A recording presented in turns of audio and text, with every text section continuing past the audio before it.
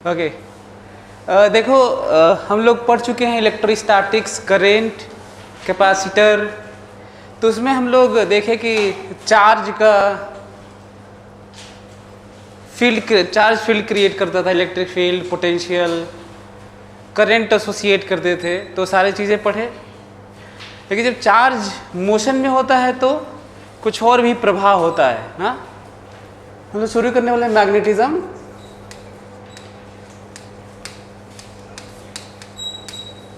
इसके अंडर में हम लोग 3 चैप्टर डील करेंगे। एक होगा charge of motion in magnetic field, दूसरा हम लोग पढ़ेंगे magnetic field due to current carrying wire कैसे क्रिएट होता है, और तीसरा पढ़ेंगे हम लोग EMI ना, इलेक्ट्रोमैग्नेटिक इंडक्शन। मतलब 3 चैप्टर है। यदि उसमें आप ऐड करना चाहें तो AC भी ऐड कर सकते हैं, है ना, अल्टरनेटिंग करंट।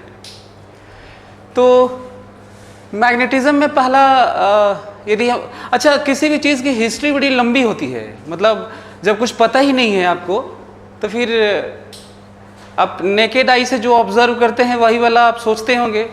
तो क्लासिकल मैकेनिक्स इसीलिए पहले डेवलप हुआ क्योंकि वो चीज़ें हम लोग बता पाए जो दिखता था।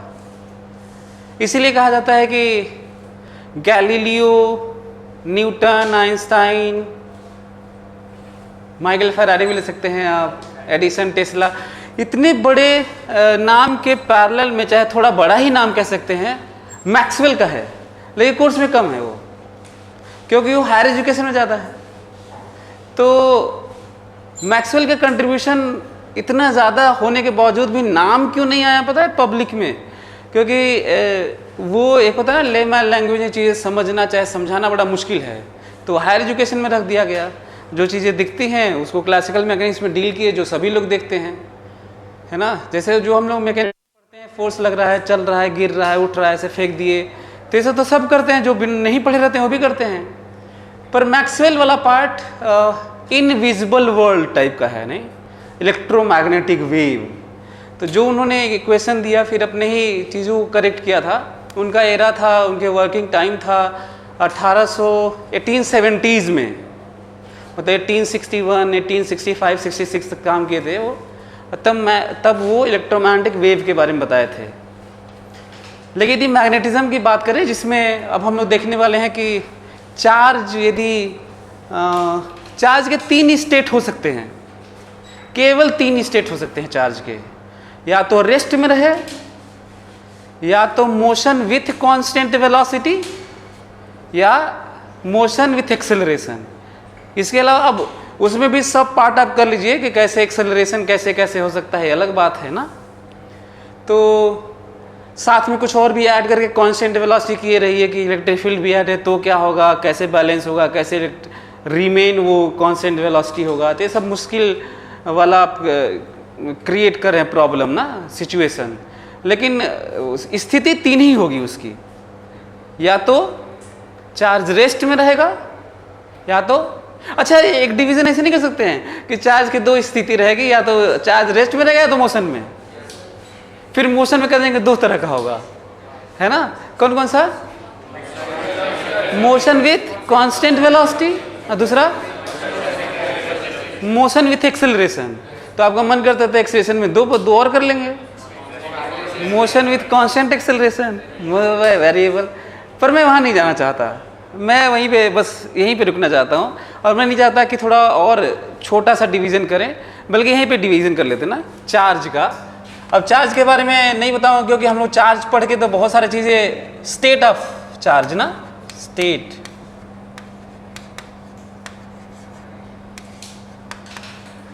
स्टेट ऑफ चार्ज हम लोग 3 पार्ट में सोचेंगे। इसको स्टेट लिख दूँ।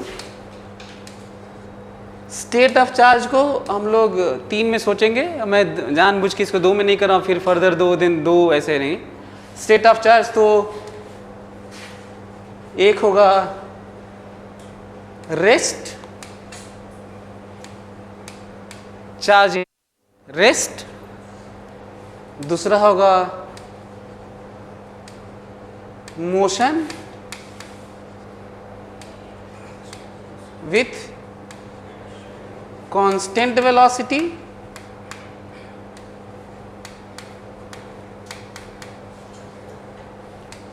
और तीसरा होगा मोशन विथ एक्सिलरेशन ना, मतलब एक्सिलरेटेड चार्ज।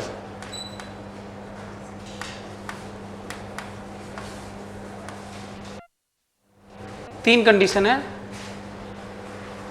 रेस्ट वाला हम लोग पढ़ लिया, हालांकि उसमें मोशन भी पढ़े है ना, उसमें करेंट वाले में ये वाला, लेकिन हम लोग डील थोड़ा कम किए।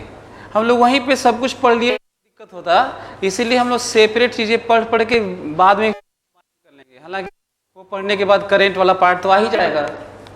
सो रेस्ट में जब चार्ज होता है ना, कोई चार्ज रेस्ट में है तो वो पूरे स्पेस में अपना प्रभाव रखता है through what, electric field and electric potential. Scalar चीज़ों को डील करता है, प्रभावित करता है स्केलरली, तो क्या क्या वो करता है, पोटेंशियल क्रिएट करता है और पोटेंशियल एनर्जी डेंसिटी क्रिएट करता है। कोई चार्ज आता तो उसकी अपनी एनर्जी होती होगी। और फोर्स वेक्टर फॉर्म में क्या क्रिएट करता है, इलेक्ट्रिक फील्ड, लेकिन ये तब क्रिएट करता है स्टैटिक फॉर्म में जब वो रेस्ट में होता है, तब मैग्नेटिक फील्ड नहीं करता ना। तो ये दिस रेस्ट वाला क्या क्रिएट करता है, रेस्ट चार्ज ना, चार्ज इन रेस्ट, या तो ये क्या क्रिएट करेगा, क्रिएट्स ई एंड वी ना, स्पेस में इलेक्ट्रिक फील्ड क्रिएट करेगा और इलेक्ट्रिक पोटेंशियल। इसी इलेक्ट्रिक फील्ड से हम लोग फोर्स की बात करते हैं और इसी इलेक्ट्रिक पोटेंशियल से हम लोग एनर्जी की बात करते हैं, ठीक है। लेकिन मैग्नेटिक फील्ड क्रिएट नहीं करेगा ये। सो मैग्नेटिक फील्ड कब क्रिएट करता है, जब वो मोशन में होता है। लेकिन इसका ये मतलब नहीं है कि इलेक्ट्रिक फील्ड क्रिएट नहीं करेगा, करेगा तब भी, है ना। So this creates what, creates E as well as magnetic field B।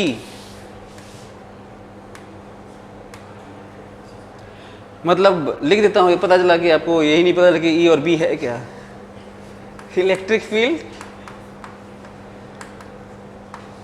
And magnetic field.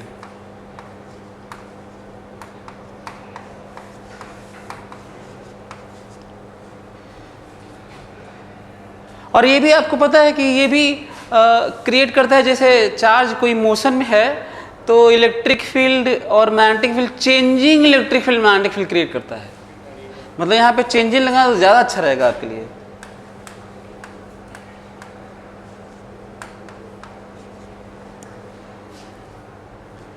Creates E and B, that is changing electric field and magnetic field, ये क्रिएट करता है ये। अच्छा, क्यों मैं बोल रहा हूँ चेंजिंग क्यों बोल रहा हूँ, क्योंकि अब कहीं पे चार्ज है और यहाँ पे कोई फील्ड है ना, तो आप लोग कहते हैं ना कि k3/r² मैग्नीट्यूड है उसका। अब ये चल रहा हुआ तो अब तो डिस्टेंस बदलेगा ना ऐसे। अभी बहुत करेंगे तो सर्कल में आप घुमाएंगे तो कहेंगे डिस्टेंस नहीं बदल रहा है सेंटर पे, यही कहेंगे। तो ठीक है, चलिए मैग्नीट्यूड नहीं पर डायरेक्शन तो बदल रहा होगा। कुल मिला के चेंजिंग होगा, ये तय है, ये मैं बताना चाहता हूँ तुम्हें। सो चेंजिंग इलेक्ट्रिक फील्ड और मैग्नेटिक फील्ड क्रिएट करता है वो। ये क्या होता है, जब वो एक्सेलरेट करता है, तो जब एक्सेलरेटेड चार्ज होता है तो क्या करता है, E और B। अच्छा, इसमें ये नोटिस करो तो चार्ज रेस्ट में है तो केवल क्या क्रिएट करता है, इलेक्ट्रिक फील्ड, बस। पोटेंशियल तो मान लीजिए है ही, तो इलेक्ट्रिक फील्ड में फील्ड के रिस्पेक्ट में बात कर रहा हूँ। तो रेस्ट में है तो केवल क्या क्रिएट करता है, इलेक्ट्रिक फील्ड। चार्ज जब मोशन में है तो दोनों इलेक्ट्रिक फील्ड छूट थोड़ी जाएगा, वो भी क्रिएट तो किया ही जाएगा, हालांकि बदलने लगता है, पर मूविंग चार्ज मैग्नेटिक फील्ड भी क्रिएट करता है। तो यहाँ पे भी तो मूविंग है ही, इसका मतलब it creates what,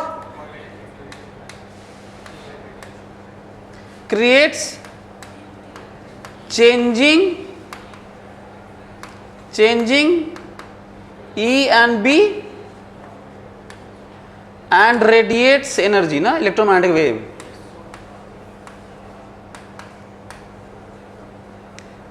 relates electromagnetic wave.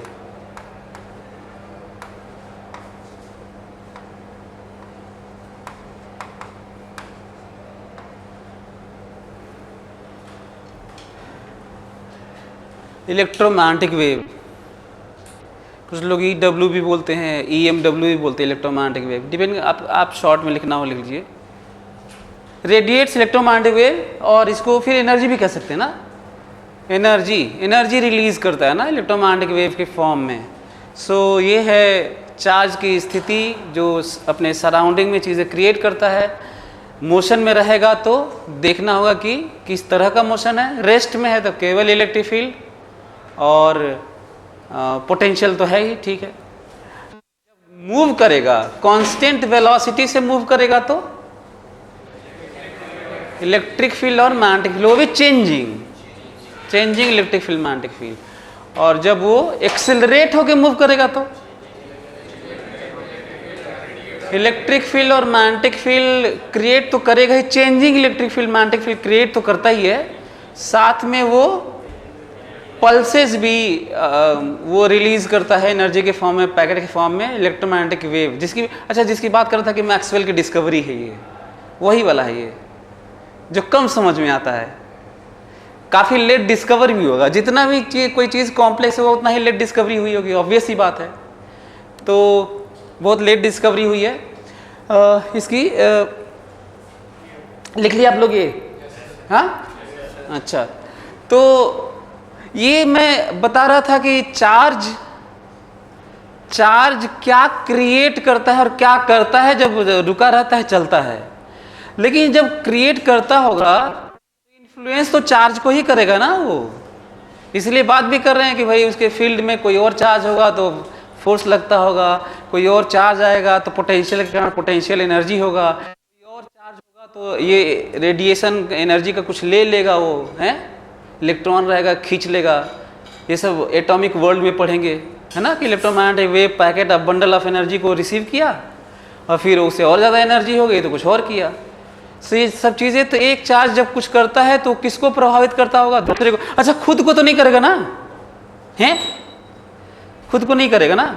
तो वो फोटो देखते हैं ना जो मैं आपको बता रहा था कि इलेक्ट्रोमैग्नेटिक वेव रेडिएट करता है जो बंडल। अच्छा, जो इलेक्ट्रोमैग्नेटिक वेव रेडिएशन है ना, कि परपेंडिकुलर इलेक्ट्रिक फील्ड और मैग्नेटिक फील्ड प्रोड्यूस करता है, डिस्टरबेंस प्रोड्यूस करता है, प्रोपगेट करता है maximum speed, that is speed of light से, मैक्सवेल का थ्योरी है। तो अभी भी वेल नोन नहीं है कि वो कैसे कर पाता है, परपेंडिकुलर ही क्यों करता है, एनर्जी आती कहाँ से है। कई लोग मानते हैं कि आप एनर्जी दे के एक्सेलरेट किए होंगे, उसी में एक पार्ट अपना रिलीज कर रहा होगा, इस तरह का, तो थोड़ा सरप्राइजिंग है। लेकिन अभी भी वेल नोन नहीं है, अभी भी सब चीज़ें चल ही रही हैं। और कम से कम मैक्सवेल ने तो इतना बड़ा काम किया ना कि यही बता दिया कि भाई ये होता है, ताकि इतना एडवांसमेंट हुआ चीज़ों का। तो हम लोगों को शुक्रगुजार उनका होना ही चाहिए कि बहुत बड़ी बात है यार कि मैक्सवेल ने कम से कम इतना बताया, नहीं तो लोग सोच भी नहीं सकते थे कि ये होता होगा। इतना कॉम्प्लेक्स सिचुएशन है। तो इसका डेरिवेशन और आगे का हायर एजुकेशन का हिस्सा है। बस मैं आपको ऐसे ही बता, कहाँ से आएगा यार, यहाँ से। ये देखो, नोटिस करो, यदि रेस्ट में रहता है चार्ज तो केवल रेडियल ऐसे इलेक्ट्रिक फील्ड बनाते आप, है ना, 3D स्पेस में ऐसे। लेकिन यदि एक्सेलरेट करेगा, ये एक्सेलरेट करेगा, अच्छा, यदि वेलोसिटी होगी इसके पास तो तब मैग्नेटिक फील्ड भी क्रिएट करता है। यदि इसके पास वेलोसिटी होगी तो मैग्नेटिक फील्ड भी, इलेक्ट्रिक फील्ड तो करेगा ही बदलता हुआ, लेकिन मैग्नेटिक फील्ड भी क्रिएट करता है। और आप कह सकते हैं कि एक्सेलरेशन में इलेक्ट्रोमैग्नेटिक वेव क्यों क्रिएट करता है, तो फिर वही नॉट वेल नोन की तरह अभी भी चीज़ें चल रही हैं, बातचीत चल रही है कि ऐसा होता है, तो होता ही क्यों है। लेकिन फिर भी यहाँ डिस्टर्बेंस तो आपको दिख रहा होगा, यहाँ पे देखिए किस तरह से ट्विस्ट हो रहा है जो इलेक्ट्रिक फील्ड है। अब अगला है ना, इसका नाम रियली में मैग्नेटिज्म है नहीं। इलेक्ट्रोस्टैटिक और ये सब पढ़ने के बाद इलेक्ट्रोडायनामिक्स पढ़ने के बाद इलेक्ट्रोमैग्नेटिज्म है ये वैसे तो। लेकिन हम लोग मैग्नेटिज्म की तरह इसलिए पढ़ेंगे ताकि पहले हम लोग मैग्नेटिज्म ठीक से पढ़ लें, फिर इसको जोड़ के फिर देखें। मेरे को पढ़ा जाएगा ना यार, पता जब इकट्ठे पढ़ने लगे तो हम लोग सेपरेट देखेंगे। यही रीज़न है कि आप याद करिए कि जब आप इलेक्ट्रोस्टैटिक में, इलेक्ट्रोडायनामिक में जब चार्ज एक्सेलरेट कर रहा हो तो कुछ बात किए थे मैग्नेटिक फील्ड की? क्या रेडिएशन की बात किए थे? तो नहीं किए थे। और 12th में हम लोग यहाँ पे करेंगे भी नहीं, बस जान लिए थियोरेटिकली कि हाँ ठीक है, क्योंकि कोर्स में है नहीं, तो हम लोग सेपरेट इसको समझेंगे। लेकिन है ये इलेक्ट्रोमैग्नेटिज्म। मैं इलेक्ट्रोमैग्नेटिज्म क्यों बोल रहा हूँ? इसलिए बोल रहा हूँ, वही 1865 के अराउंड में जो मैक्सवेल की थ्योरी आई थी, उन्होंने बता दिया था कि ये दोनों इंडिपेंडेंट है ही नहीं, ये दोनों डिपेंडेंट है। कैसे डिपेंडेंट है? देखो, पता है जो ट्विस्ट हो रहा है ना, इलेक्ट्रिक फील्ड जो चेंज हो रहा है ना, दिख रहा है ना हर जगह, ये पल्सेस इम्पल्स की तरह इलेक्ट्रोमैग्नेटिक वेव यदि एक्सेलरेट है तो भी वो भी निकलेगा। सो वो जो चेंजिंग इलेक्ट्रिक फील्ड है ना, वो मैग्नेटिक फील्ड इंड्यूस करता है, और changing magnetic field electric field induce करता है, और एक दूसरे के कंप्लीमेंट्री हो जाते हैं। अभी और ज़्यादा समझ में आएगा, बस फिलहाल के लिए इतना ही कि चेंजिंग इलेक्ट्रिक फील्ड और चेंजिंग मैग्नेटिक फील्ड एक दूसरे को इंड्यूस करते हैं और इंडिपेंडेंट नहीं होते। वो हम लोग को एक पर्टिकुलर सिचुएशन में दिखते होंगे, है ना। अच्छा, इतना अब ये बस, अच्छा आप लोग ये नहीं समझ रहे हैं कि बहुत कठिन चीज़ बात हो रही है, पता नहीं इस चैप्टर में अब क्या होगा हमारा, पता नहीं क्या क्या बता रहे हैं। ये मैं बस नॉलेज के लिए बता रहा हूँ, है ये बहुत आसान है और बहुत ही छोटा है, बल्कि इसमें मैकेनिक्स ज़्यादा इन्वॉल्व दिखेगा as compare to electrostatics too, है ना, जो आप पढ़े होंगे, तो उससे ज़्यादा इसमें मैकेनिक्स दिखेगा। तो एक ये है। दूसरा, पहले वो समझ लेते हैं। ये देखो, यदि मैं हिस्ट्री की बात करूं,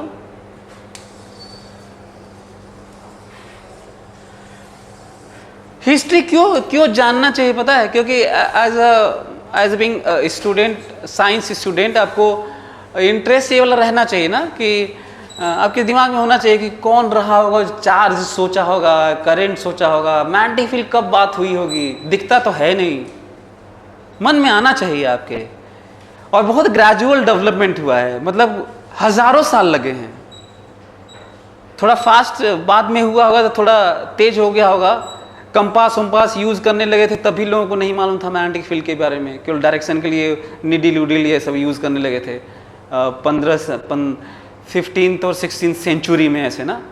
लेकिन रियली में मैग्नेटिक फील्ड को अच्छे से ओरस्टेड ने बताया था ना 1820 में। बस मैं ऐसे ही आप लोगों को इंफॉर्मेशन दे रहा हूँ। क्या बोलते हैं इसको? एडी बोलते हैं, ईयर। किसकी डिस्कवरी हो रही है? किसने किया था? ओरस्टेड है, जो मैग्नेटिक फील्ड इंडक्शन। अच्छा, पुराने में कहीं पे लिखा रहेगा ना, मैग्नेटिक इंडक्शन लिखा होगा तो भी मैग्नेटिक फील्ड है, याद रहेगा? मतलब पुराने, पहले हम लोग मैग्नेटिक इंडक्शन यूज करते थे ना, तो कहीं मैग्नेटिक इंडक्शन वर्ग लिख देता हूं, मैग्नेटिक फील्ड, मैग्नेटिक फील्ड और मैग्नेटिक इंडक्शन।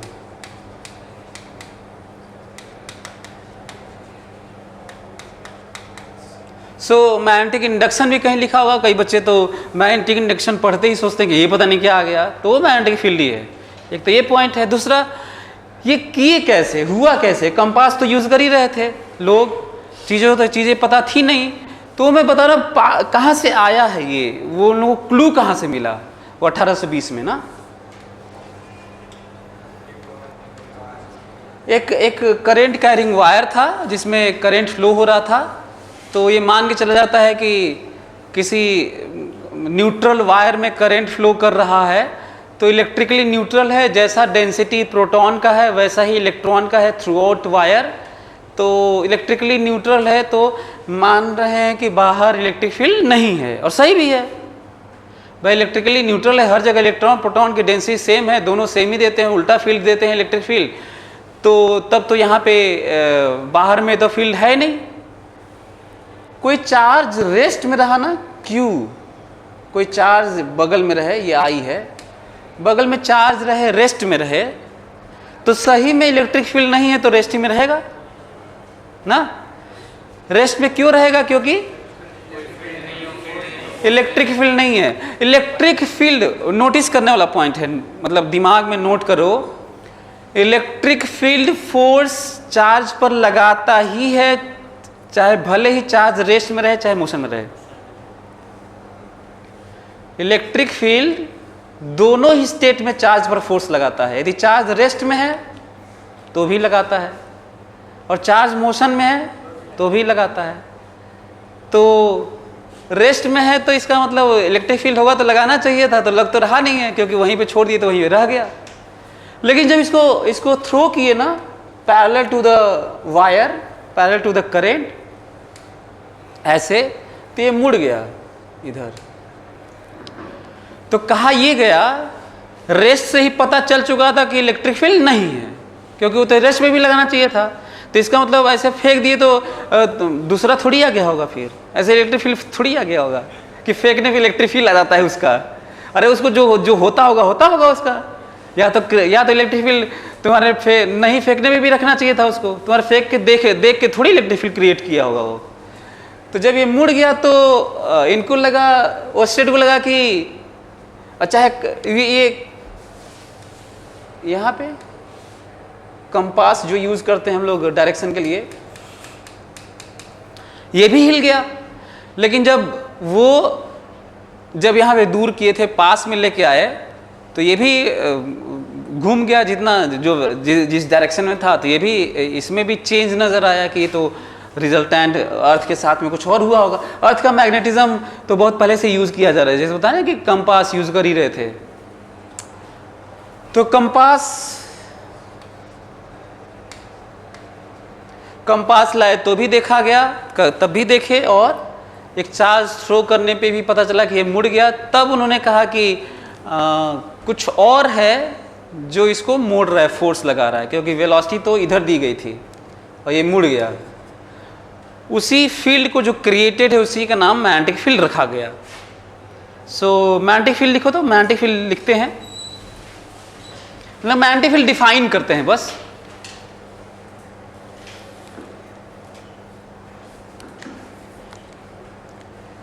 मैग्नेटिक फील्ड को कैसे डिफाइन करें?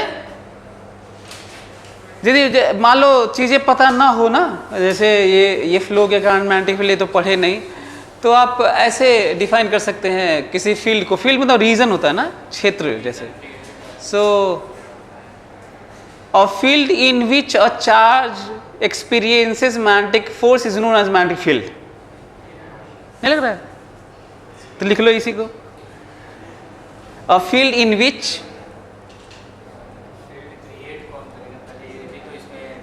तो आगे की बात है ना फिर तो। अ field in which a moving charge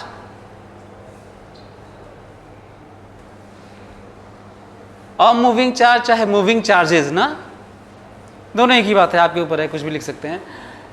a field in which a moving charge experiences magnetic force, a field in which a moving charge experiences magnetic force is known as magnetic field.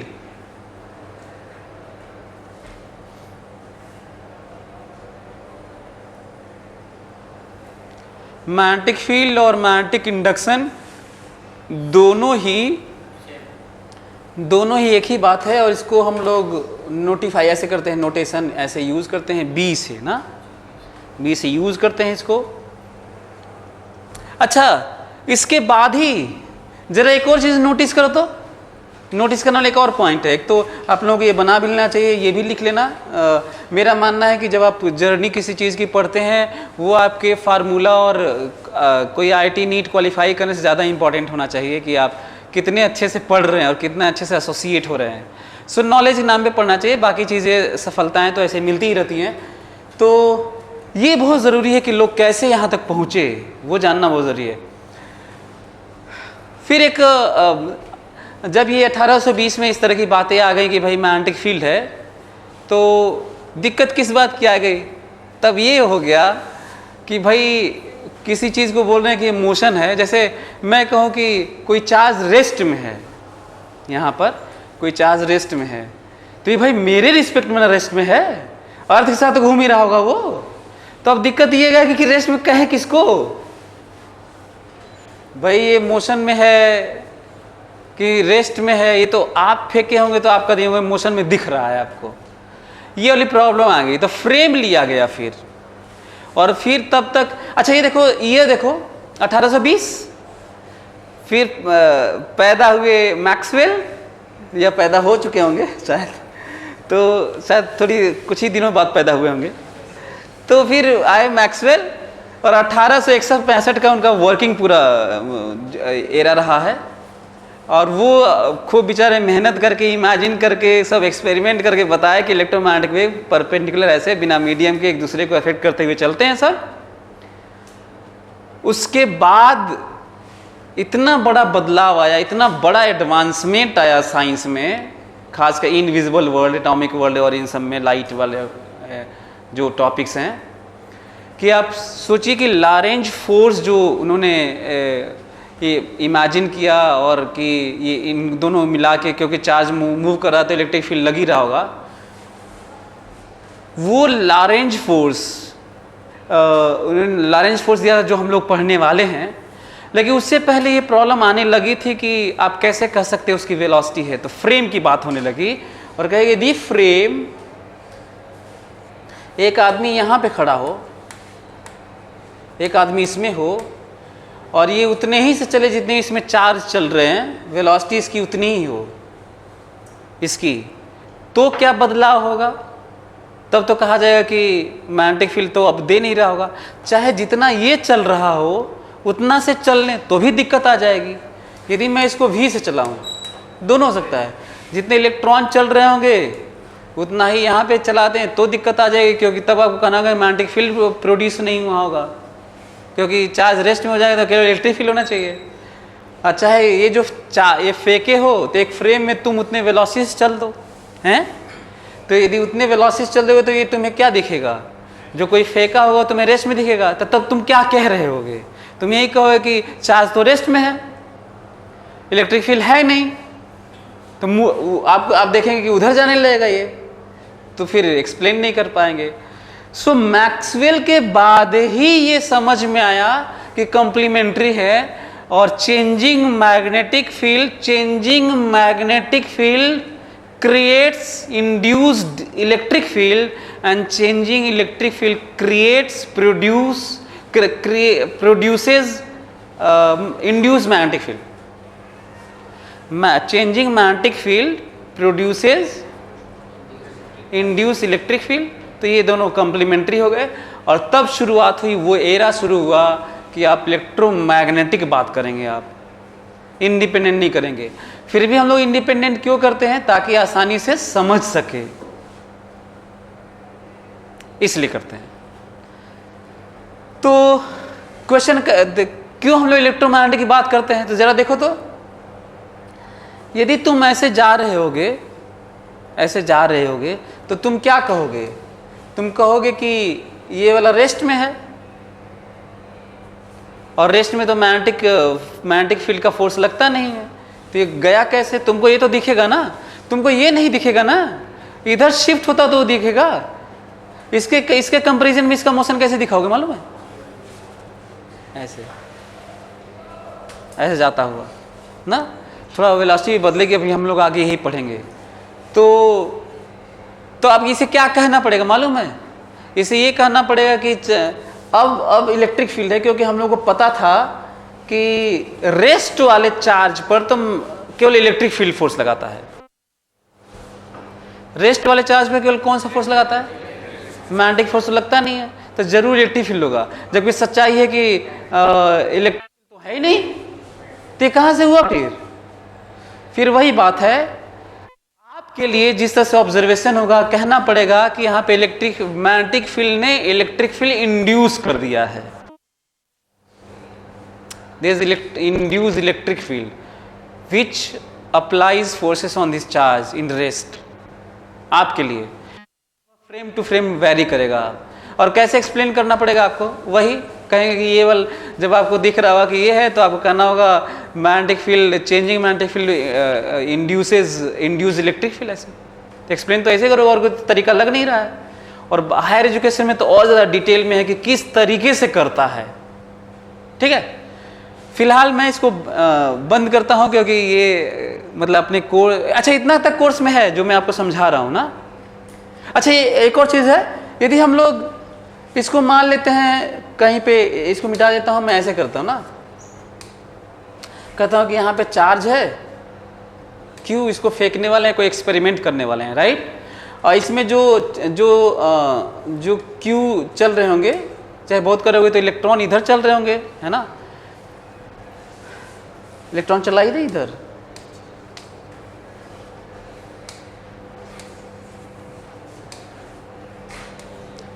Electron के velocity के बराबर,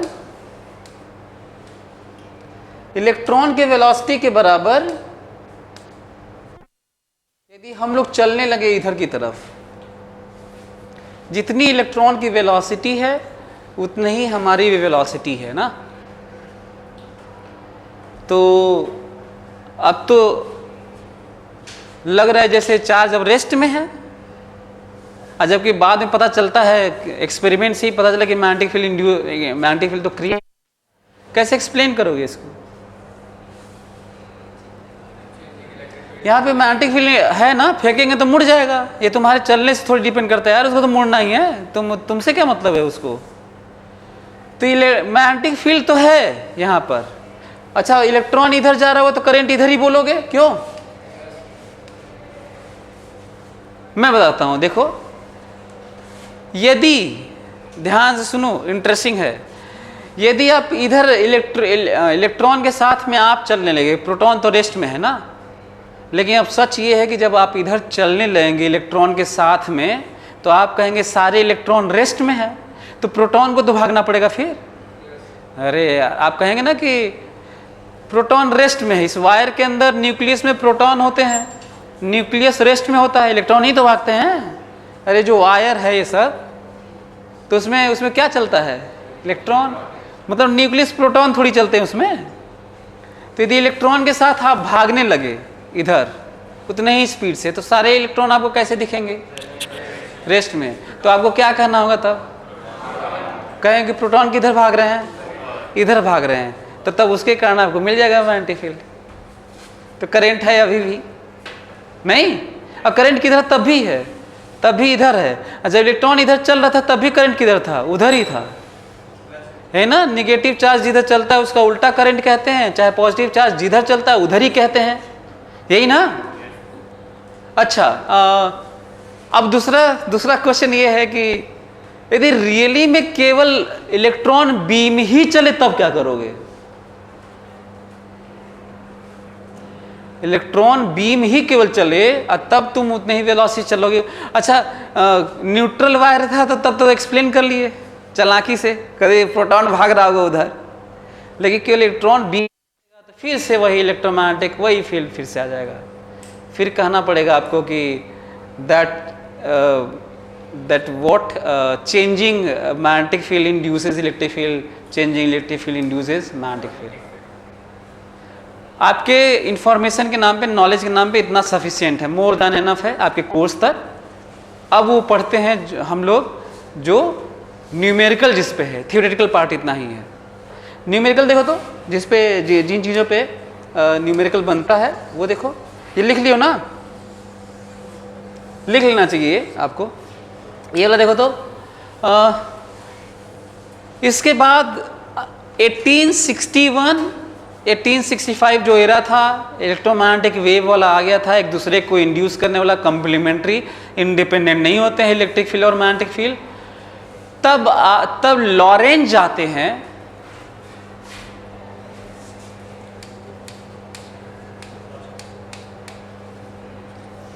इनका इनका year है काम करने का और बताने का ईयर है, डिस्कवरी जो किए हैं वो 1895 में।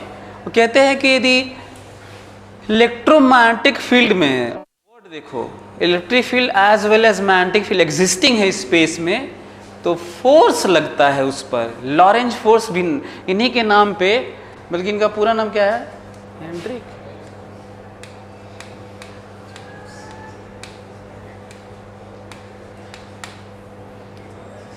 हेनरिक ए लॉरेंज, इन्हीं के नाम पे लॉरेंज फोर्स भी है। और फोर्स की बात करते हुए कहते हैं कि यदि E एंड B मौजूद हो, इसमें electric field and magnetic field दोनों मौजूद हो, तो फोर्स लगता है चार्ज पर फोर्स लगता है QE plus V cross B, ये फोर्स लगता है। ये वाला फोर्स आप लोग पढ़ चुके हैं, ये नया ऐड हो रहा है, इसका नाम लॉरेंज फोर्स है। लिख लो जल्दी से, ये है लॉरेंज फोर्स, जिसमें हम लोग मान के चलें कि स्पेस में electric field and magnetic field दोनों है, और एक चार्ज है जो चल रहा है ना, एक चार्ज भी है, मोशन में है, रेस्ट में है, मोशन में है, रेस्ट में है, हम लोग यही फोर्स यूज करते हैं। यहाँ से आपको दिख रहा होगा कि रेस्ट में होगा तो केवल इलेक्ट्रिक फोर्स लग रहा है, देखिए V 0 होगा तो ये 0 हो जाएगा, केवल QE लगेगा जो आप पढ़ चुके हैं, और चल रहा होगा तो आपको नेट लेना होगा। और वेक्टर फॉर्म लिखा हूँ मैं, सेम डायरेक्शन नहीं है, कैसे मालूम? इलेक्ट्रिक फील्ड और मैग्नेटिक फील्ड सेम डायरेक्शन, मतलब मैं थोड़ी दिया हूँ, नहीं सेम डायरेक्शन नहीं है, मतलब कोई किसी भी डायरेक्शन में कोई भी हो सकता है, दोनों में से। बस मैं आपको बता रहा हूँ कि इसका नाम लॉरेंज फोर्स है, जिसमें से ये वाला, पहले हम लोग क्या करेंगे मालूम है, ऐसे करेंगे, देखो पहले हम लोग करेंगे, अच्छा ये एक्सपेरिमेंटल जो लॉज आते हैं एक्सपेरिमेंट से आते हैं, तो ये वाला जो पार्ट है ना, ये वाला पहले हम लोग पढ़ चुके हैं अलग से, तो अब हम लोग अलग से इसको पढ़ लेंगे और फिर मिला के पढ़ेंगे, तभी तो ज़्यादा समझ में आएगा। पता लगे कि अचानक से दोनों स्पेस में ले लें, इतना कॉम्प्लेक्स हेलिकल टाइप का ऐसे मोशन होने लगेगा, तब तो पढ़ चुके हो चुका आपसे, दिक्कत हो जाएगा फिर, तो ये नहीं करेंगे हम लोग। और जब दोनों होते हैं ना, तो डिपेंड करता है कि उनका डायरेक्शन कैसा है, बहुत खतरनाक क्वेश्चन बनता है, कई लोग उसको करने में कोमा में भी चले गए। हाँ बहुत खतरनाक होता है, देखना भी आएगा, बहुत खतरनाक होता है। तो मैं दुआ करूंगा कि आप लोग ना जाएं। तो हम लोग क्या पढ़ने वाले हैं, फिर से लिख देता हूं, ये एक बार और लिख देता हूं, Q अलग अलग लिख देता हूं ना, यहाँ पे Q को बाहर ले लिया क्योंकि कॉमन था, ये देखो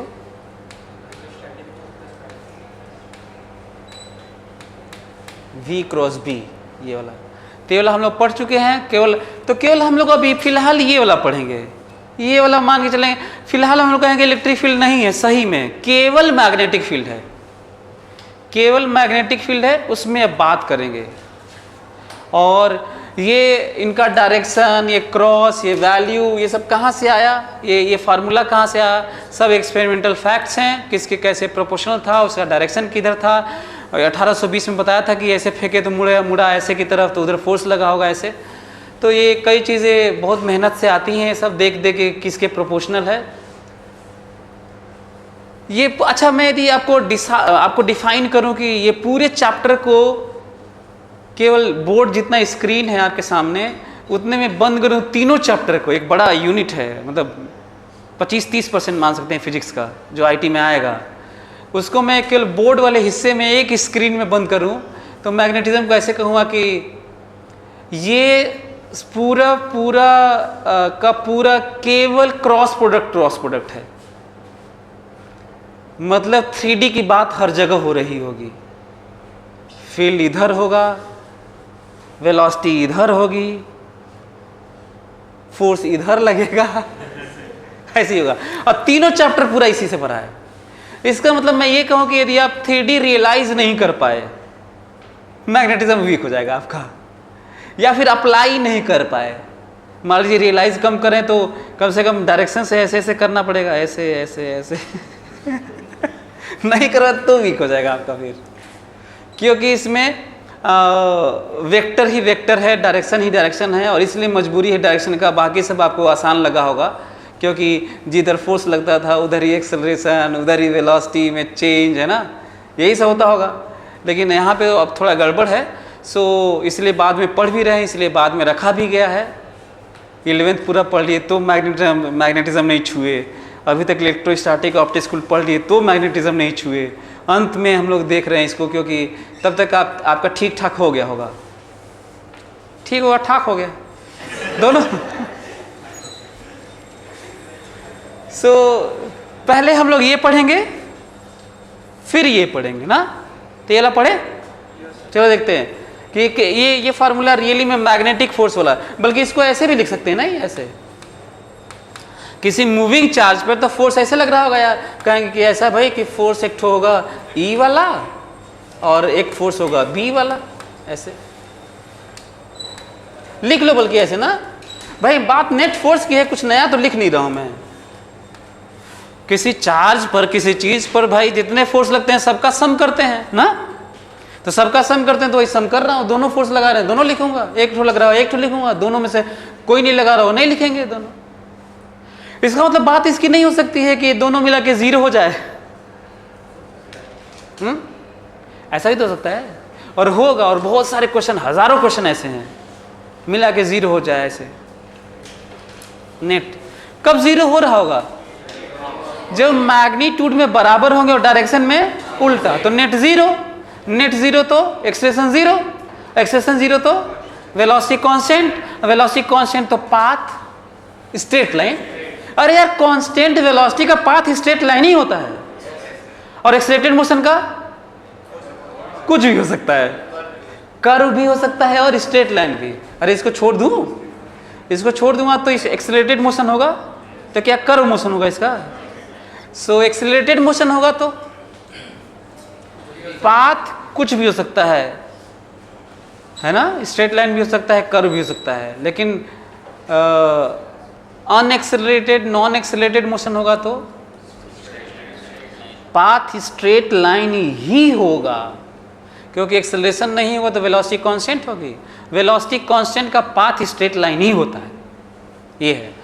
तो कोई मान लीजिए कोई ऐसा ही क्वेश्चन बना दे, कितना बढ़िया क्वेश्चन है, कहते कि ऐसा है कि electromagnetic, electric field, magnetic field space में एग्जिस्ट कर रहे थे, और उसमें एक चार्ज को फेंके और कांस्टेंट वेलोसिटी से अनडेविएटेड जा रहा था। क्वेश्चन बन गया ना, कहेंगे बताइए ई और वी में रिलेशन बताइए, कि वैल्यू बताइए, कुछ एक ठो दे देगा, दूसरा बताइए, तो क्या करोगे? कहोगे कि इलेक्ट्रिक फील्ड वाला जितना फोर्स है उतना ही फोर्स किसका है, बराबर कर दोगे। डायरेक्शन थोड़ा ध्यान रखना, उल्टा होना चाहिए। हो गया क्वेश्चन, क्लियर है?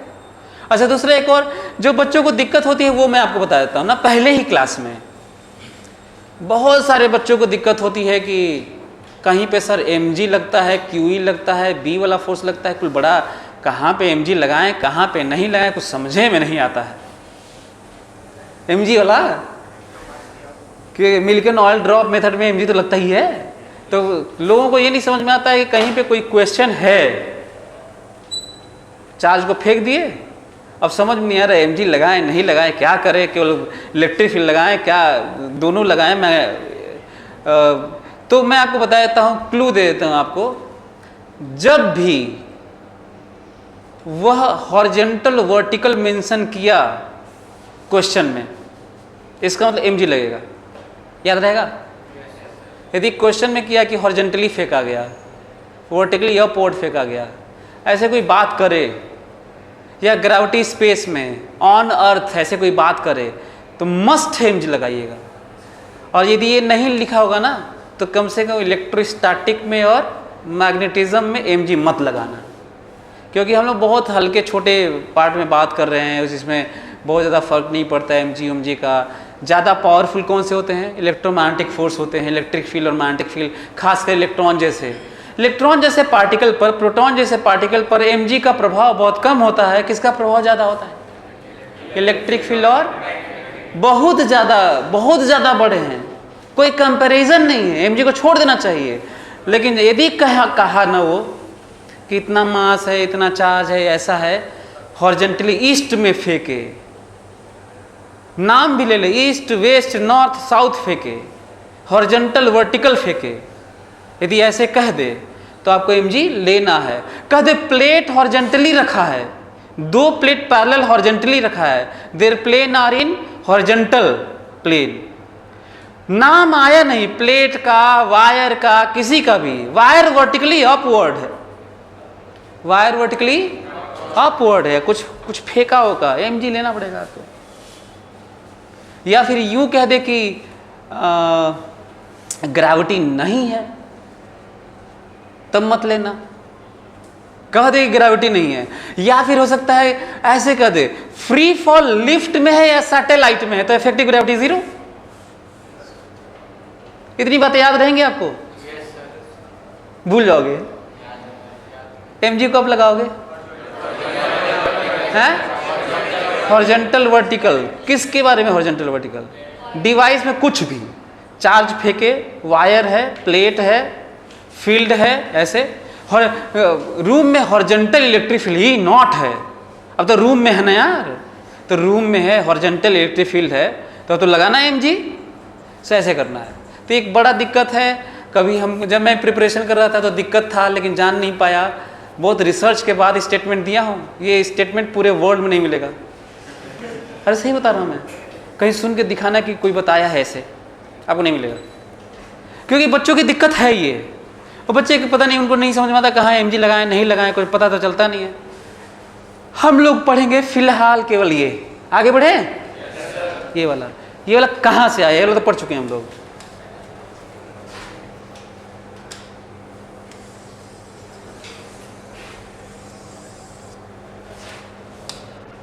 हेनरी के लॉरेंज को जाके आज प्रणाम करिएगा, उनका फोटो निकाल के, आप ही के कारण देखिए इतना बड़ा सब चीज़ें आगे बढ़ा नहीं।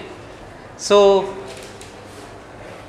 जो तीनों जिसके मैं बात कर रहा था कि तीनों चैप्टर पूरे मैग्नेटिज्म का सबसे एडवांस वालों का फेवरेट है इलेक्ट्रोमैग्नेटिक इंडक्शन EMI।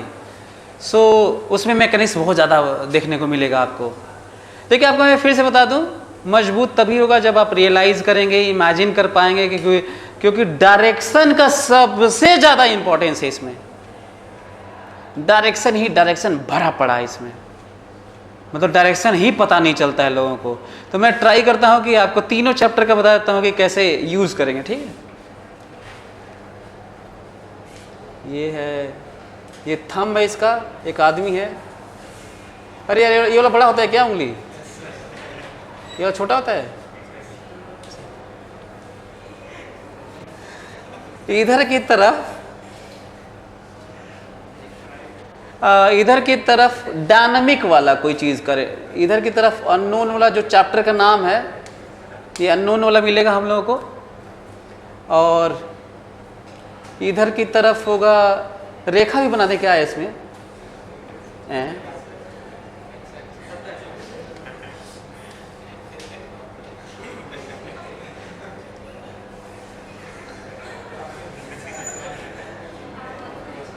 ऐसे। तो इधर की तरफ मतलब मोड़ने के लिए मैं बता रहा हूँ कि इधर है। सो मेरे हाथ में लक लाइन देखेंगे तो सरप्राइज करेंगे, दुनिया में बहुत कम लोगों का ऐसा हाथ होता है, 5-6 लोगों का है बस। अरे सही बता रहा हूँ मैं, जो लोग जो पामिस्ट्री पढ़े होते हैं, जो पामिस्ट होते हैं, वो मेरा हाथ देख के डर जाते हैं सर, कहते हैं इतना दुर्लभ हाथ।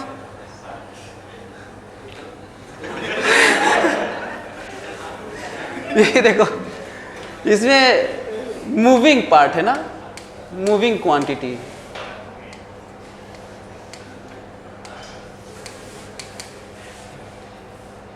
मैं तीनों चैप्टर को अपने प्लानिंग में समेट रहा हूं, मतलब इसी एक स्क्रीन में आपको बता देता हूं कि हम ध्यान कैसे रखेंगे।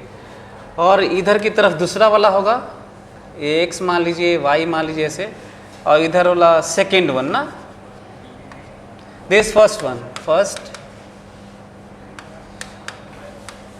दिस सेकेंड वन जो चैप्टर के नाम है, सेकेंड क्वांटिटी लिख लेना, बल्कि याद रखना। और ये दिस अननोन जो हम लोग 3 चैप्टर पढ़ने वाले हैं। पता है क्या करेंगे, ये वाला हम लोग के सामने ये वाला सेकेंड वाला निकला करेगा ना, आप कई तरीके से कर सकते हैं। तीनों में तरीका बता देता हूँ। या किताबों में ऐसे दिया राइट हैंड रूल वाला, ऐसे कर लीजिए, चाहे ऐसे करके ऐसे कर लीजिए, और चाहे ऐसे कर लीजिए। मैं आपको ऐसे वाला पढ़ाऊँगा ताकि हम लोग इधर कोई क्वांटिटी एक रहेगी, है ना, और इसमें से निकलेगी क्वांटिटी सेकेंड वाली। मतलब नॉर्थ साउथ की तरफ कोई क्वांटिटी होगी तो ऐसे करेंगे, निकलेगी। इधर जितना होगा, मान लीजिए इधर साउथ रहे और ये इधर रहे ना, तो हम लोग ऐसे करेंगे। अब मान लीजिए ये वाला पहला वाला ऊपर है तो ऐसे कर लेंगे, ये वाला इधर ही है, इधर रहते हुए। इसको क्लियर है क्या आपको? कोई दिक्कत? फिर से मैं बता दूं कि रियली में ये कुछ और नहीं है, वही वाला है। ऐसे करके इधर मोड़ने वाला है, देखो ना ऐसे, तो वही वाला है ये। ऐसे करो, ऐसे करो, ऐसे करो, सब एक ही बात है। क्लियर? अच्छा कौन सा वाला है? ऐसे वाला। झूठे ऐसे मोड़ मोड़ के तो दिक्कत हो जाता है। तो हम लोग ऐसे रख के देखेंगे। तो इसमें से क्वांटिटी क्या होगी? निकलेगी। और एक ठो ये वाला, और तीनों चैप्टर में यही, कोई लेफ्ट हैंड रूल और ये वाला फलाना ढमकाना ये सब नहीं करना है, सारे में यही करना है, तीनों चैप्टर में, ताकि चीजें आसान रहे। राइट? कौन कौन सी क्वांटिटी, चैप्टर का नाम भी बता देता हूँ आपको कि चैप्टर, तीनों चैप्टर के नाम में कौन कौन सी क्वांटिटीज होगी। मूविंग क्वांटिटीज में अभी होगा वी होगा, ये वी, पहला वाला वी, तो यहाँ पे पहला वाला बी, और इसमें पहला वाला मिल जाएगा एफ। सही है? दूसरा वाला ये रहेगा डायनामिक क्वांटिटी, मूविंग, आई। ये होगा सेकेंड के लिए ऐसे पोजीशन, आर, जिधर वो पोजीशन होगा उसका, जहां पे आपको देखना है। तो ये देगा सेकेंड वाला बी, मैग्नेटिक फील्ड। सही है? अच्छा, ये वाला होगा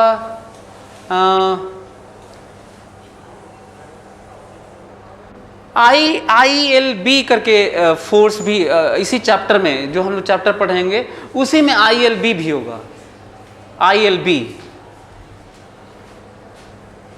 again this is what, I, तीसरा है ये होगा I, ये होगा B, तो ये होगा force.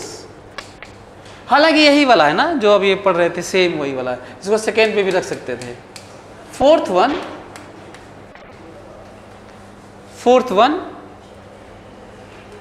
BLV, VB induce EMF, BLV ऐसे ना, तो V डायनामिक्स, V, और BLV, तो एक ठो V है एक ठो B है, तो induce EMF। Fourth one B and this fourth induce EMF V, battery वाला इंड्यूस EMF। लिख दूं क्या इसको? इंड्यूस EMF लिख दूं, क्योंकि हो सकता है आप इसमें इंड्यूस EMF। अच्छा, इसको ऐसे घबराओ मत कि मैं इतना सारा क्या लिख दिया। मैं तुम्हें ये फोटो बना के क्या बताना चाहता हूँ मालूम है? तुम्हें ये बताना चाहता हूँ कि यदि हम लोग ऐसे समझें, हालांकि पढ़ने लगेंगे तो याद ही रहेगा, तुम्हें बस बता रहा हूँ कि सब जगह एक ही तरह की बात कैसी होनी है, इससे ये अंदाजा लगेगा कि एक ही तरह की बात होनी है, पूरे मैग्नेटिज्म में एक ही तरह की बात होनी है। Cross cross cross cross, value value, direction direction, ऐसे मतलब क्रॉस प्रोडक्ट लेंगे आप और उसके अपना डायरेक्शन का ज़्यादा इंपॉर्टेंस होगा ये।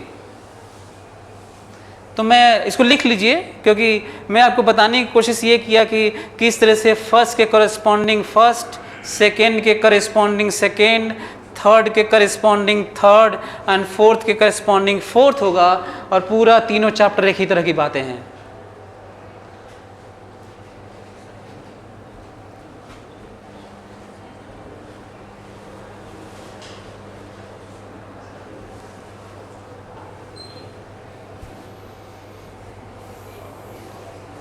मैं ऐसे इसलिए बात कर रहा हूँ ताकि आपके दिमाग में रहे कि अच्छा बहुत लिमिटेड चीज़ें हैं, बहुत ज़्यादा कुछ नहीं है, फार्मूले के नाम पे, पैटर्न के नाम पे, प्लानिंग के नाम पे एक ही तरह की बातें भरी हैं।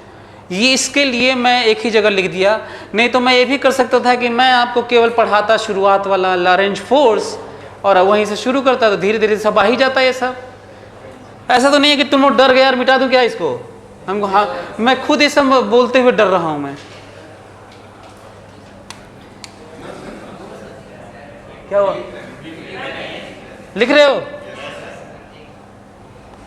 कैसे जाएगा पीछे से? जल्दी से लिख लो क्योंकि मैं बहुत डरा हुआ हूं इस समय।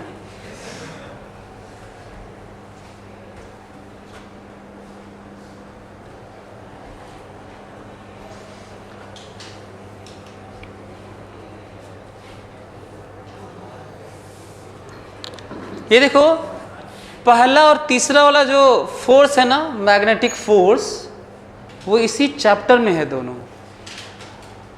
बस मैं ऐसे लिख लीजिए, बहुत ज़्यादा डिटेल तो इसके बारे में बता नहीं रहा हूँ कि ये सब क्या है, बस आपको बस याद दिला रहा हूँ कि ये वाला नोटिस करना कि बातें कैसे एक ही तरह की होंगी, है ना। तो हम लोग अब पढ़ते हैं केवल मूविंग चार्ज पे मैग्नेटिक फोर्स ना।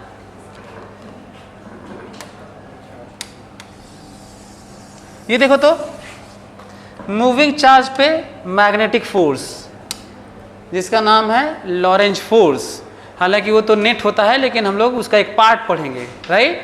सो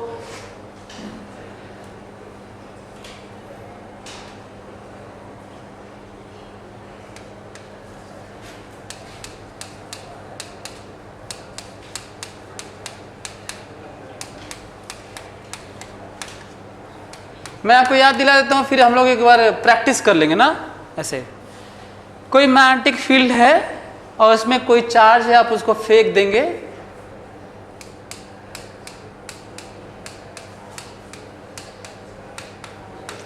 ध्यान से सुनना क्योंकि इसी में अब सब कुछ नजर आने वाला है, ध्यान सुनना ना। यदि कोई चार्ज है और मैग्नेटिक फील्ड बी है, क्रॉस मतलब, हालांकि बाय वो उनके ऊपर है कि वो क्या कह रहे हैं, मेंशन ना हो तो बाय डिफॉल्ट इस सिंबल को माना जाता है into the plane of the board, अंदर ना, इधर माना जाता है, और डॉट मतलब बाहर, और नॉर्मल टू द प्लेन, मतलब बाय डिफॉल्ट बता रहा हूँ, हालांकि देना चाहिए उनको क्योंकि बहुत अच्छा स्टैंडर्ड कोई नहीं है ये नोटेशन, फिर भी तो नहीं दिया रहेगा तो अपने से मान लीजिएगा। यदि हम लोग इसको फेंके ना, ऐसे वेलोसिटी दिए तो ये घूमना शुरू करेगा, ये घूमने लगेगा ना इस मैग्नेटिक फील्ड में। इसी के बारे में डिटेल हम लोग पढ़ने वाले हैं, राइट। लेकिन ये फोर्स जो लगेगा, कौन इसको सर्कल में घुमाएगा, वो फोर्स कैसे लगेगा, उसके बारे में डिटेल बात करते हैं ना। अभी हम लोग पढ़ रहे थे ई न हो तो इलेक्ट्रिक फील्ड नहीं है, नॉट इन स्पेस, स्पेस में नहीं है, तो तब फोर्स आपको इस पे फोर्स कौन सा लगा रहे होंगे, आप यही वाला लगा रहे होंगे, q v cross B. Question ये है कि ये आया कहाँ से ना, तो ये आया है जब मैग्नेटिक फील्ड बात कर रहा था ना, कि मैग्नेटिक फील्ड की बात डिस्कवरी हो चुकी है। कब डिस्कवरी हो चुकी है? 1820 में। बात कब हो रही है अब ये वाली? 1895 में बात हो रही है, जो लॉरेंज ने जो फार्मूला दिया था। तो देखते हैं ऐसे कि जो इस पे फोर्स लगता है, कैलकुलेशन की बात कर रहा हूँ, जो इस पे फोर्स लगता है वो v के प्रोपोर्शनल होता है। ज़्यादा v दिए तो ज़्यादा फोर्स लगा, तो v का प्रोपोर्शनल है ना। फिर b ज़्यादा किए तो भी ज़्यादा लगा, तो कहे कि b के भी प्रोपोर्शनल है। फिर दोनों के बीच में एंगल बढ़ाए, थीटा 30 डिग्री से 60 डिग्री किए, 60 डिग्री से 90 डिग्री, तो फिलहाल तो 90 है वैसे, तो मैक्सिमम थीटा बढ़ाने में मैक्सिमम हुआ, तो कहेगी, और वो भी किसके प्रोपोर्शनल रहा? दोनों के बीच में साइन एंगल आया था, मतलब साइन थीटा के। यदि मैं सही में डिराइव के नाम पे यदि कहूँ मैं, तो मैं ऐसे कहूँगा कि this F B is proportional to v, proportional to q, proportional to B and proportional to sine theta. तब कहा गया कि F B is proportional to what?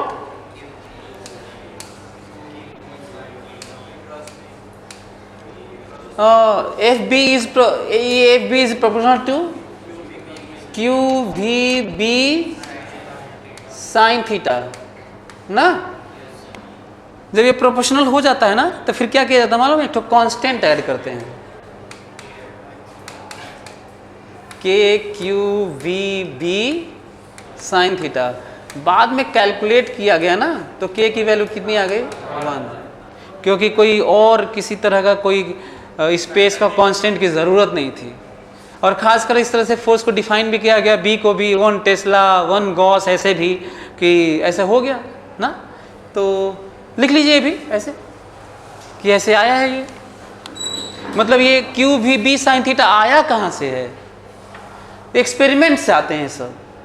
और प्रोपोर्शनलिटी कैसे चेक की जाती है मालूम है आप लोगों को? पता है कि प्रोपोर्शनलिटी किसी चीज़ की कैसे चेक की जाती है? बाकी सारी चीज़ें कांस्टेंट करके एक को वेरी कराया जाता है बस। मतलब बी कांस्टेंट है, एंगल कांस्टेंट है 90, सब कुछ कांस्टेंट है, केवल वी को बढ़ाओ, 2 गुना करो तो पता लगा कि फोर्स 2 गुना, तो कहा गया प्रोपोर्शनल है। 2 गुना करने पे आधा हो गया तो इनवर्सली प्रोपोर्शनल है। तो ऐसे करते हैं, सारे वेरिएबल को कांस्टेंट रख के केवल वेरी एक कराया जाता है, फिर देखा जाता है क्या हो रहा है। पूरे साइंस की डिस्कवरी बता रहा हूं एक्सपेरिमेंट के नाम पर।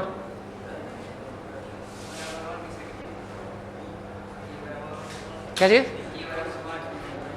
के बराबर के वो कैसे आया? जब देखे ना वैल्यूज, जब सारा रख लिए तो जितना एक्सेलरेशन तो मेजर कर ही सकते हैं, तो जितनी इसकी वैल्यू थी ये रखने पे उतना ही आ गया। के निकाल सकते हो ना, के बराबर एफ बाई दिस होल। तो जब एक्सपेरिमेंट देखा, डेटा रखा गया तो 1 आ गया, तो आ गया। जो प्रोपोर्शनलिटी कांस्टेंट है ऐसे ही निकाला जाता है। मतलब वैल्यूज जब सब नोन वैल्यूज होते हैं, फार्मूले में रखते हैं तो के आ जाता है, सिंपल। तुम कहोगे ना कि जी m1 m2 by are square कहाँ से जी आया, तो फिर वैसे एक्सपेरिमेंट रखा जाता है।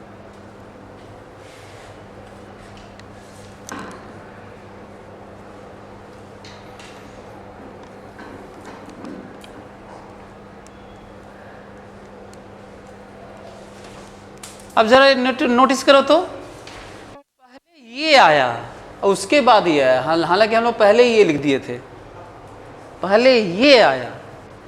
और सोचिए, कई बार मैं वेक्टर पढ़ाते समय बात किया हूँ कि वेक्टर के 2 ही प्रोडक्ट क्यों होते हैं। अब वो सामने आ रहा है कि नेचर में ऐसी भी क्वांटिटीज़, वेक्टर क्वांटिटीज़ हैं जो एक दूसरे को कैसे प्रभावित करते हैं? परपेंडिकुलर, एक तरफ प्रभावित नहीं करती। एक तरफ वाला होता है तो वो एनर्जी को डील करता है। जब 2 क्वांटिटी का अपना प्रोडक्ट इनटू हो के हम जो डिफाइन किए, चाहे देखे नेचर में, वो किसको डील किया? एनर्जी को, जो कि स्केलर है। और जो पैरेलल से प्रभावित नहीं हुआ, परपेंडिकुलर से हुआ, वो हमेशा किसको डील किया था? फोर्स को, जो कि वेक्टर हो गया यहाँ पे। तो जब देखा गया ना कि पैरेलल इफेक्ट है और परपेंडिकुलर इफेक्ट है, तो 2 ही नेचर में 2 ही इफेक्ट देखा गया। अब न किताब वाले लिख रहे हैं, न पढ़ाया जा रहा है इसको। सुनने में तो आता नहीं 2 प्रोडक्ट क्यों, क्रॉस और डॉट। तो पहले ये इफेक्ट देखे गए, कंपोनेंट देखा गया, फिर ये डिफाइन किया गया कि भाई परपेंडिकुलर वाले को, परपेंडिकुलर इफेक्ट जो फोर्स को डील करता है, फोर्स को करता है तो जरूर वेक्टर होना चाहिए वो। और जो पैरेलल है वो स्केलर होना चाहिए, क्योंकि एनर्जी को डील करता है। और नेचर में फिलहाल इतने ही इफेक्ट देखे गए हैं इनटू के नाम पर, जो एक दूसरे को प्रभावित करते हैं मल्टीप्लाई होकर। कितना इंटरेस्टिंग रिजल्ट है जो लोगों ने नहीं लिखा, नहीं ऑब्जर्व किया। मैं पहला व्यक्ति हूं दुनिया का जो मैं इस चीज़ को समझा था। नोबेल प्राइज देना चाहिए था इन सब, लेकिन नहीं दिए सर हमको। सो क्या चीज? कई ठो मिल चुका होता अब तक। तो ये देखो, नहीं इधर देखो। सो ये जो वैल्यू है ना, फिर उसके बाद इसकी बात हुई, और पूरे मैग्नेटिज्म में परपेंडिकुलर इफेक्ट्स हैं। पूरे मैग्नेटिज्म में परपेंडिकुलर इफेक्ट है। तब मैं जाके ये भी समझा कि जब इंड्यूस इलेक्ट्रिक फोर्स है, इलेक्ट्रिक इंड्यूस ईएमएफ है, इलेक्ट्रोमोटिव फोर्स, वहाँ पे फोर्स को कहने लगे सब। जरूरी भी था क्योंकि वो भी परपेंडिकुलर से आता जो फार्मूला है। नहीं तो ईएमएफ तो हम लोग स्केलर की तरह ट्रीट करते हैं। ईएमएफ, हाँ, इलेक्ट्रोमोटिव फोर्स, फोर्स इसलिए लगा है क्योंकि डील तो ऐसे ही हुआ था मैग्नेटिज्म में खासकर। एनीवे, सो हम लोग क्या नोटिस करना है यहाँ पर, ध्यान जो रखना है वो है 3D बात करनी है। तो यहाँ पे करें बात, हाँ, यहाँ पे जरा देखो तो। अच्छा हाँ, ये मन रख दोगे तब फोर्स कितना आएगा जल्दी बताओ। सॉरी, हाँ, QVB साइन थीटा ना। लेकिन भूल मत जाना, ये मैग्नीट्यूड लिख रहे हो, क्या है ये, और यहाँ भी वही है, ये वेक्टर फॉर्म है। ये कौन सा फॉर्म है यार? और हम लोग को फिजिक्स किस फॉर्म में ज़्यादा समझ में आती है? मैग्नीट्यूड और डायरेक्शन दिखाने में। फिजिक्स ज़्यादा रियलाइज या इमेजिन तभी होती है जब हम लोग मैग्नीट्यूड कैलकुलेट करते हैं, बताते हैं और डायरेक्शन दिखाते हैं। सारे में ही किए होगे तुम। वेक्टर फॉर्म माइनस चार्ज का इलेक्ट्रिक फील्ड नहीं लिखे होगे, ऐसे कहोगे माइनस चार्ज है तो यहाँ पे फील्ड अपनी तरफ किए होगे और मैग्नीट्यूड लिखे होगे, माइनस यूज नहीं किए होगे। हालांकि वेक्टर फॉर्म लिखा जा सकता है। तो मैग्नीट्यूड ऑफ फोर्स यहाँ पे फिर से लिख देता हूँ ये, ताकि आप समझ पाएँ। QVB sign theta. तो ये तो मैग्नीट्यूड बता रहे हो, मैग्नीट्यूड बता तो डायरेक्शन भी होना चाहिए। डायरेक्शन किधर, जो बता रहा था ना वाला, ऐसे ये वाला सब एक ही बात है। कौन सा यूज करेंगे? ये वाला। तो करें, ये देखो तो V इधर करते हुए B निकलता है, ये B निकलेगा यहाँ से, ऐसे नहीं, यहाँ से निकलना माना जाएगा ना। तो B इधर, फोर्स ऊपर ना। अच्छा मान लीजिए V इधर फेंके हैं ऐसे, और मान लीजिए B ऊपर है, तो ऐसे करके, ऐसे ना, ऊपर है ना ये, ऐसे। तो मतलब V एक ही तरफ रखते हुए तुम B को कितने डायरेक्शन में कर सकते हो? इनफाइनाइट डायरेक्शन में। इमेजिन कर पा रहे हैं आप लोग? V उधर ही रहते हुए कितने डायरेक्शन में कर सकते हो? इनफाइनाइट डायरेक्शन में, राइट? क्लियर हो रहा है तुम लोगों को? और ये किसका डायरेक्शन बताया करेगा? फोर्स का। तो करें, दिखाएं, देखो, ये देखो B अंदर फील्ड है, फील्ड अंदर है, तो फोर्स इधर, और अब ये फोर्स ही मोड़ेगा तो फोर्स इधर, फोर्स ही मोड़ेगा तो फोर्स इधर, क्योंकि फोर्स को ही मोड़ना है तो फोर्स इधर। और यही रीजन है कि कैसा हो जाता है सर्कुलर पाथ।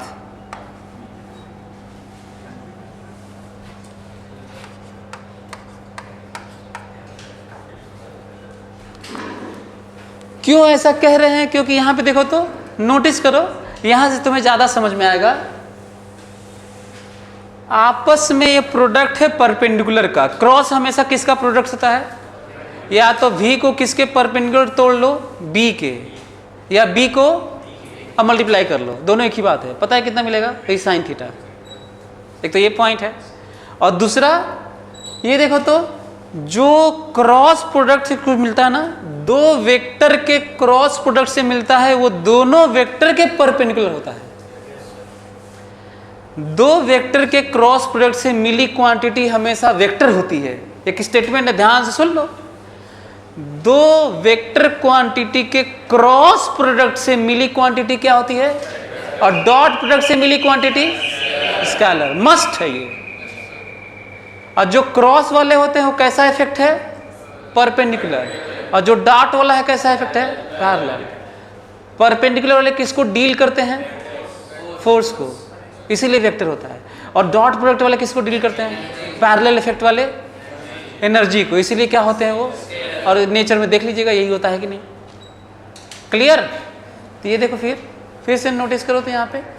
तो जरा क्यों ना हम लोग सही में इसके अलावा भी और भी बातें लिख ही लें, इससे रिलेटेड और भी बातें लिख लेते हैं। क्या लिख लेते हैं जरा देखो तो। This F is perpendicular to V and this F is perpendicular to B. लिखो जल्दी से, बड़ा इंपॉर्टेंट पॉइंट है ये, मस्ट है हमेशा परपेंडिकुलर होगा। ये तो क्रॉस प्रोडक्ट की थ्योरी है यार, वेक्टर के क्रॉस प्रोडक्ट की थ्योरी है ये।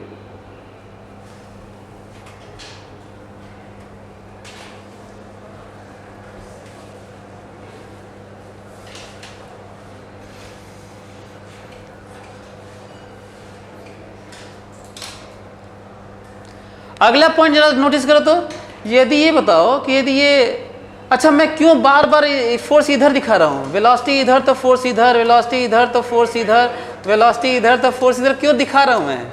क्योंकि v के क्या होना था, परपेंडिकुलर होना था, इसीलिए दिखा रहा हूँ। दूसरा एक और बात नोटिस करो तो, जो फोर्स वेलोसिटी के परपेंडिकुलर होना, न उसके द्वारा वर्क डन होता है, न पावर डिलीवर होता है। वर्क डन भी नहीं होता। क्यों नहीं वर्क डन होता है? क्योंकि नोटिस करो, ध्यान से सुन लो, क्यों नहीं वर्क डन होता है ये पहले बताओ कि जिधर v होता है आपको नहीं लगता उधर ही ds होता है? बोलो, जिधर v उधर ही ds। अब इसका मतलब v के परपेंडिकुलर f तो ds के परपेंडिकुलर f। और ये स्टेटमेंट यहाँ के लिए सही नहीं है, कहीं के लिए है। ये दुनिया में जिधर v होता है ना उधर ही ds होता है। डिस्प्लेसमेंट, डिफरेंशियल डिस्प्लेसमेंट सब जगह सही है। ये मत समझना कि इसके लिए स्टेटमेंट दे रहा हूँ। दुनिया में कहीं पे भी कैसा वेलोसिटी क्यों ना हो, कैसा वेलोसिटी क्यों ना हो, ds वेक्टर उस मोमेंट पे, जिस मोमेंट पे बात कर रहे हैं, जिस मोमेंट पे v है, ds वेक्टर किसके अलॉन्ग होता है? v के। यदि v के परपेंडिकुलर f है तो ds के भी परपेंडिकुलर f है। और वर्क डन क्या होता है? किसका समेशन होता है? What is work done? Work done is summation of f dot ds। ये हमेशा क्यों 0 होगा? क्योंकि f ds cos 90 होगा। क्यों हमेशा 0 होगा? So work done by this magnetic field always 0। देखो जल्दी से, work done by magnetic field is 0। जिधर v उधर ही ds, और एक कहीं और भी, यहीं पे नहीं। सो जिधर v उधर ही ds। और आपको पता है कि वर्क डन क्या होता है? वर्क डन क्या होता है? इस वर्क डन क्या होता है? कहीं भी f dot ds integration general है ये। मतलब मैं कहूँ कि ये वर्क डन है, कहाँ पे ये वर्क डन होता है? तो आंसर है कहीं भी होता है। ये जनरल फार्मूला है ये। तो पता चला कि भाई टोटल हमेशा इंटीग्रेट करोगे हमेशा 0 ही 0 मिलेगा, क्योंकि हमेशा 90 डिग्री पे होगा। क्यों 90 ds को हमेशा 90 डिग्री पे क्यों बोल रहा हूँ? क्योंकि v हमेशा 90 डिग्री पे है ना यार, इसलिए। अगला पॉइंट ये देखो, पावर देखो। पावर बताओ क्या होता है? f डॉट v होता है? बोलो, दोनों के बीच में एंगल बताओ। हाँ 90, पावर हमेशा 0। देखो f डॉट v ना, मतलब power by b is always 0। Power delivered by magnetic field to the moving charge is always 0।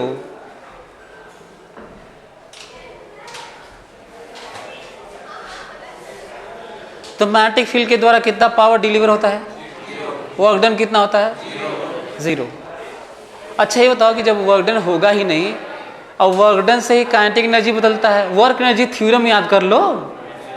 Total net work done बराबर क्या होता है?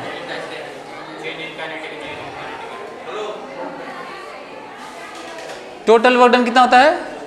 Change in kinetic energy. तो जब वर्क डन है ही नहीं तो काइनेटिक एनर्जी में चेंज नहीं होगा।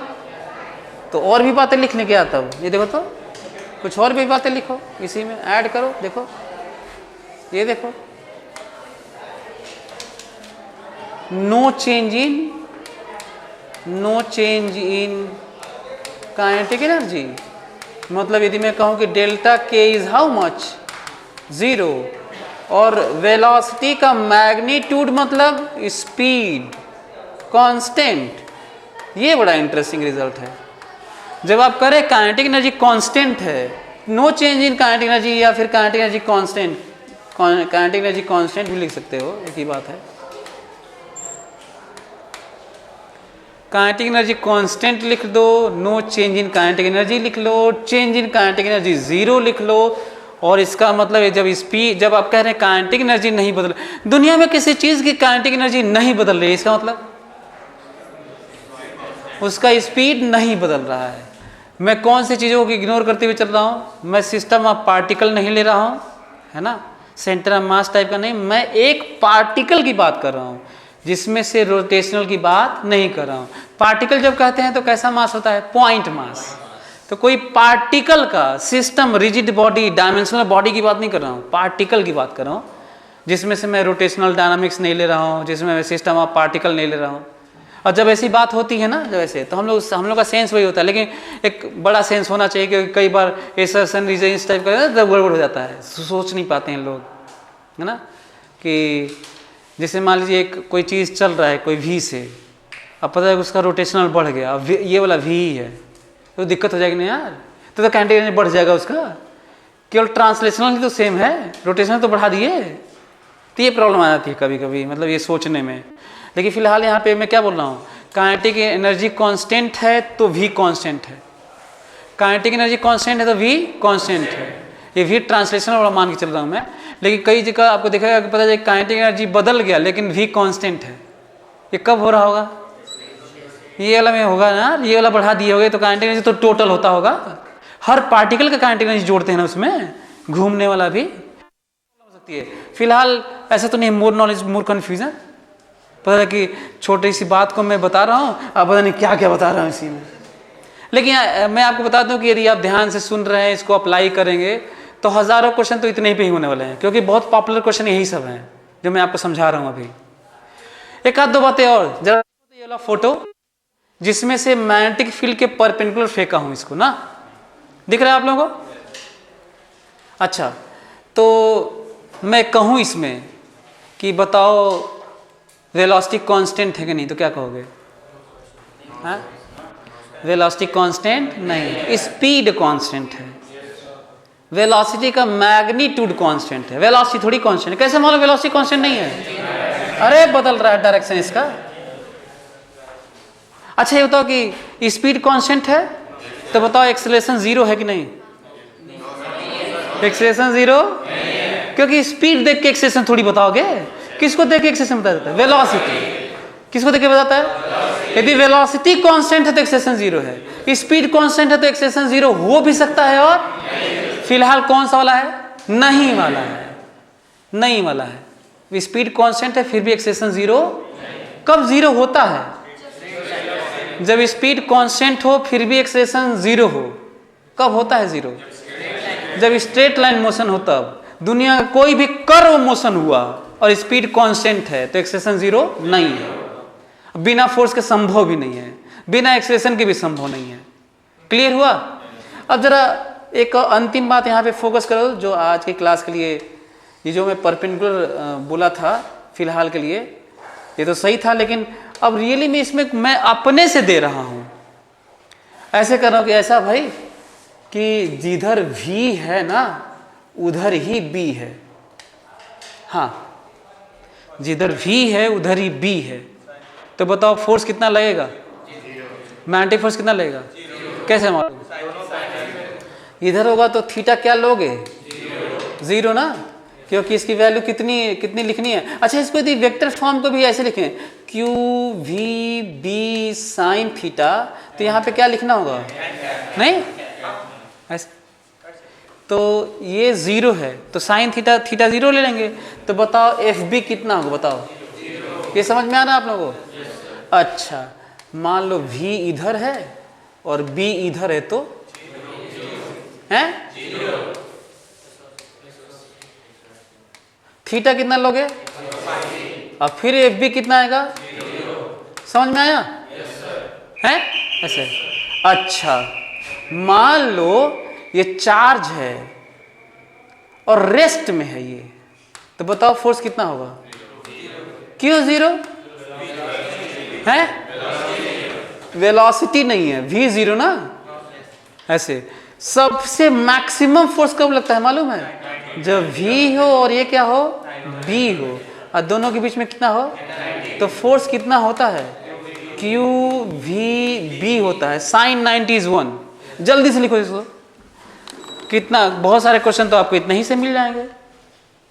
तो यदि मैग्नेटिक फील्ड में चार्ज रेस्ट में हो, मैग्नेटिक फील्ड में चार्ज रेस्ट में हो तो जीरो है, पैरेलल हो वेलोसिटी और b पैरेलल हो तो जीरो है, और एंटी पैरेलल हो तो जीरो है। इसके अलावा संभावनाएं जीरो की नहीं है।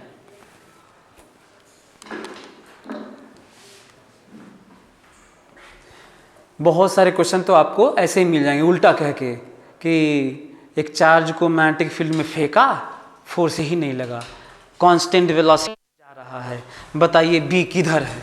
तो क्या बताओगे, b किधर है? मैग्नेटिक फील्ड है तो b किधर है? केवल मैग्नेटिक फील्ड है तो b किधर है? या तो जिधर v है उधर है, या तो v का उल्टा है। मेरा ये सब बताने का मकसद ये है कि आप इमेजिन करिए, रटेंगे तो नहीं। यदि तुम सोचोगे कि ये वाला रट लिए और तुमसे हो जाएगा, तो इतने से तो नहीं होता है। हालांकि हमको समझदारी यहीं से बनाना होता है। ये सब थीटा क्या है यहीं से तो लिख रहा हूँ मैं, ये सब जो वैल्यूज कहाँ से लिख रहा हूँ, वहीं से तो लिख रहा हूँ ये मैं ऐसे। इसके बाद ये वाली बात करते हैं। ये वाला एक ऐसे है, ये रहा v और ये रहा b, हाँ ये रहा मान लीजिए 30 डिग्री, तो क्या होगा?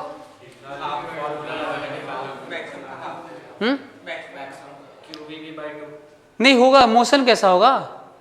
अच्छा ये बताओ कि वो जो मैं b और v एक ही तरफ कहा था, उसका मोशन कैसा होगा? Straight line, constant velocity. और एंटी था तो स्ट्रेट लाइन, फोर्स तो लगना नहीं था। रेस्ट में था तो रेस्ट ही में रह जाएगा, फोर्स तो लगना नहीं था। 90 डिग्री पे सर्कुलर मोशन, 90 डिग्री पे सर्कुलर मोशन, और 30 डिग्री पे बस रियलाइज कर देता हूँ। फिर हम लोग डिटेल में फिर ये सर्कुलर मोशन का और डिटेल में पढ़ेंगे कि कितना रेडियस है, टाइम पीरियड, फ्रीक्वेंसी पढ़ेंगे। फिलहाल के लिए बस इतना ही कि इसके दो कंपोनेंट, एक इधर की तरफ और एक इधर की तरफ ना। जो इधर की तरफ है, उस पे b का कोई प्रभाव नहीं, परपेंडिकुलर वाले पे प्रभाव होगा। सो v का दो कंपोनेंट, बल्कि ऐसे बना दूंगा तो ज्यादा अच्छा रहेगा। ऐसे देखो, हम लोग इसको अभी डिटेल में पढ़ने वाले हैं। ऐसे करेंगे तो आपको ज्यादा समझ में आएगा, इसलिए ऐसे कर दिया। इसके दो कंपोनेंट, इधर की तरफ कितना v cos 30, जानबूझ के 30 नहीं तो थीटा भी ले सकता था। इधर कितना v sin 30। कौन से वाले से फोर्स लेगा, साइन वाले से कि कॉस वाले से? साइन वाले से, क्योंकि ये पैरेलल वाले में कोई फर्क नहीं पड़ता है, अफेक्ट ही नहीं करता यार। ये परपेंडिकुलर वाला फार्मूला है, ये नेचर में है ये। अच्छा आप ये नहीं कर सकते कि क्यों सर परपेंडिकुलर वाला क्यों? वही नेचर का हिस्सा है, ये तो लोग आज तक जान ही नहीं पाए। देख तो ये है। और मोशन कैसा होगा मालूम है? ये वाला कांस्टेंट होगा और ये वाला मोशन ऐसे होता हुआ चलेगा ऐसे। लेकिन हम लोग अभी आगे पढ़ेंगे, हेलिक्स होगा, हेलिकल पाथ होगा, लेकिन आगे पढ़ेंगे इसको। बस मैं आपको बस बता दिया हूँ कि ये एंगल बदलने पे चीज़ें क्या हो रही हैं। जरा अब वो देखो तो, जो मैं आप लोगों के लिए लेके आया हूँ, ये तो मैं दिखाई था आप लोगों को। ये देखो मैग्नेट है, ये दिखा रहे हैं कि कैसे मैग्नेटिक फील्ड है ना, नॉर्थ पोल से साउथ पोल की तरफ जाता है। ये भी पढ़ेंगे, ये भी देखेंगे बाद में। लेकिन उसमें से जो कोई चार्ज फेंके है ना, जो बता रहा था अभी क्यू v क्रॉस b वाला, ये किस तरह से सर्कुलर मोशन कर रहा है। यदि ये सर्कुलर मोशन कर रहा है, जरूर कैसे थ्रो किए होंगे, परपेंडिकुलर ना।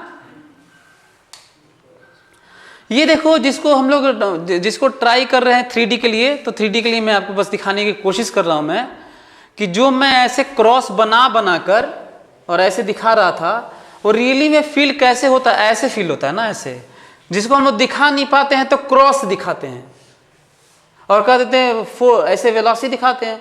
तो हम लोग इसको क्रॉस दिखा के वेलोसिटी वाला क्यों दिखाते हैं ऐसे, पता है?